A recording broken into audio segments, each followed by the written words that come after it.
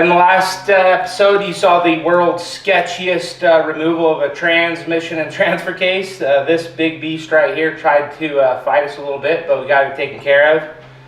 Got a fancy new banner for the shop. I like it. It's one of my new favorite attributes in the shop. So hope everybody enjoys seeing that in the background. If you didn't already know, you are watching Beaman builds. Yeah, we had some crazy storms come through, hail, ridiculous lightning, so you're gonna see a lot of flashing in the background. We're gonna see if Deb can't splice in a few clips of some of the lightning she caught. It's absolutely crazy. Pulling the engine out of the engine bay, which typically isn't super crazy hard. You normally have, stuff that you hit and get in the way, and you gotta move some stuff out of the way. Find the last couple cables and wires, get those disconnected, and we had that. But I think the biggest thing is just they're so freaking heavy. And the sheer weight of them are ridiculous. Yeah, the Cummins engines are insanely heavy. And we pulled that thing out fully dressed. Like, it didn't have the head on it, but it had everything else. So it was a trial for my forklift forks, that's for sure. It did it. Yeah, it didn't want to. Yeah, there was a time there where I was pretty confident that the freaking forklift fork was going to bend in half.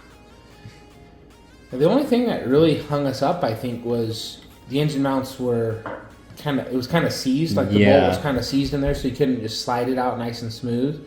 That was a little bit of a pain. And then we had just those couple of lines that they were disconnected, but they were wrapped underneath. So we had the throttle valve lines wrapped underneath the lines on the engine, which we had to disconnect, which wasn't that big of a deal. Which we've came to the conclusion that you probably won't be putting lots. Probably will not use all that. It's a bunch of stuff I don't need, and it's not going to look cool.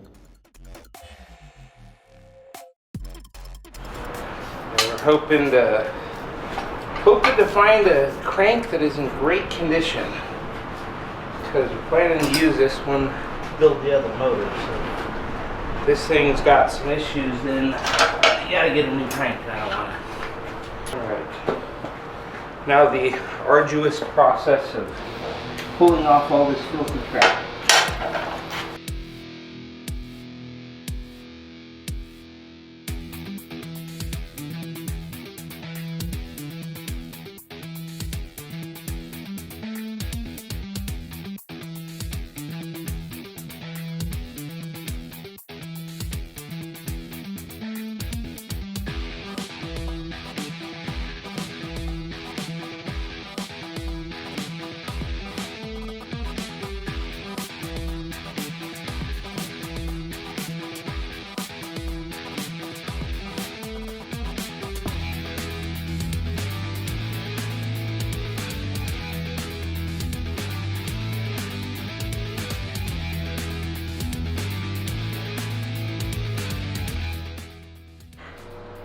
You guys saw the rear gear train on our 6.7 motor. I just want to take some time to show you what the front gear train looks like. So this is what you normally see in any pickup truck. So your camshaft, your CP3, your crank all run in the front.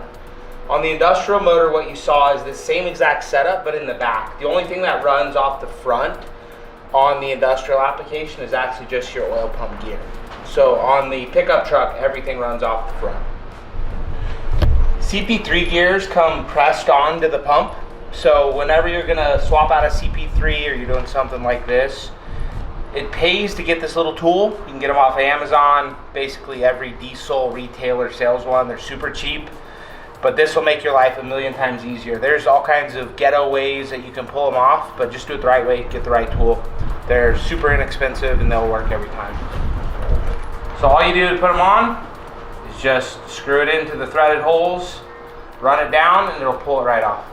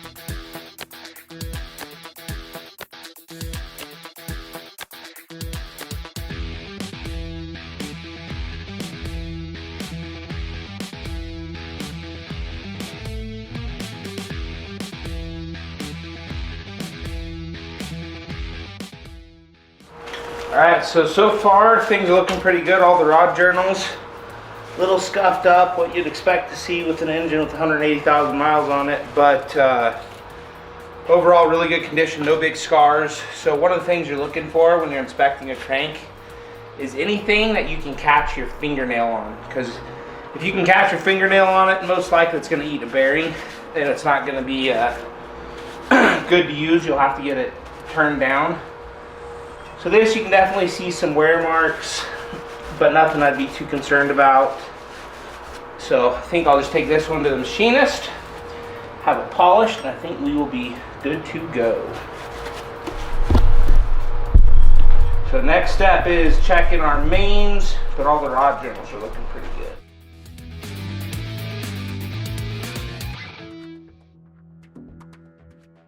How about some 3,000 horsepower Carrillo forged rods for this build?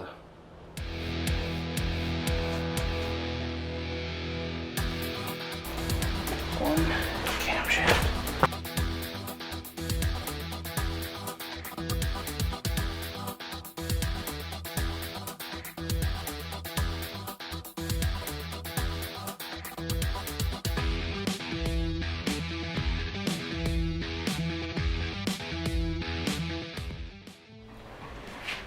Alright guys, you can see these engines are basically identical. Once you get the front cover and the rear cover off, we've already talked about front gear train versus rear gear train. The crank, the camshaft, the front cover, and the rear cover are all things that have to be replaced to make this conversion. The core is exactly the same. The only thing that you're going to find in these QSB blocks is there are a few extra holes in the back to hold that SAE plate. They won't cause any problems. You can just cover them up with the rear plate. You'll never know they were there. But everything else is identical. All the mounting points will match up.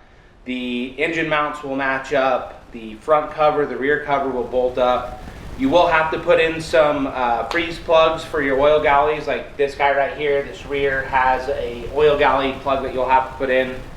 But everything else will line up just fine. So there's no reason not to get one of these industrial blocks if you have the intention of swapping out your cam and your crank. So a lot of people will do a camshaft with these builds anyways. And the crankshaft for me was a no-brainer because I've already explained I wanted to do the 6.4 build. All right, here's what we were after out of the 5.9 motor. So we were a little nervous after seeing the damage on the piston that maybe there was some material going around and the crankshaft might be roached. And if that was the case, I was going to have to buy a new one, which is going to be rough. So we got a little bit lucky. So this is what we're after out of the 5.9. This is honestly about the only component we're going to use out of the 5.9 outside of some bracketry. You can see all the journal bearings, rod bearings and main bearings. They all look great. So we're in good shape with the crank. This is what makes it to where we're going to have a 6.4 instead of a 6.7. The main difference is how far these are out from the center line. So this distance right here is your stroke. So basically on this crankshaft, this distance is shorter from the center line than the crankshaft that is normally in a 6.7 motor. So it'd be out just a little bit further. So we'll be using this guy. This is what will create our 6.4. It's going to the machine shop to get balance, and you can see here this is the front gear train drive. So the crank is different on this unit than it was on the QSB engine. The difference between the 5.9 crank and the 6.7 crank, so this is what they call an ISB. So this is what you'll find in a pickup truck. This is the QSB. This is what was in our industrial block. The thing that makes the stroke longer is this distance. So this is your main journal. This is your rod journal. So the distance from here to here is what your stroke is. So the distance on this crank from here to here is further than the distance on this crank from here to here.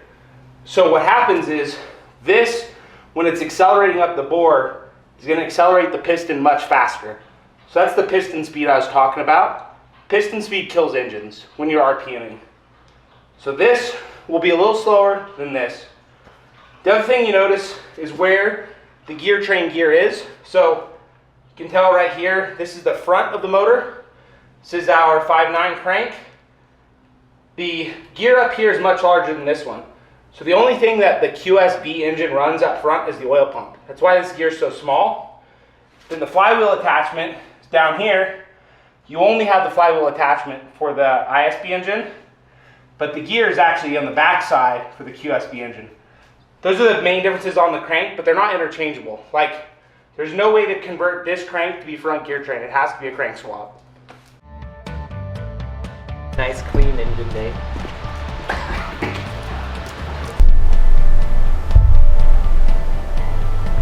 Recording me.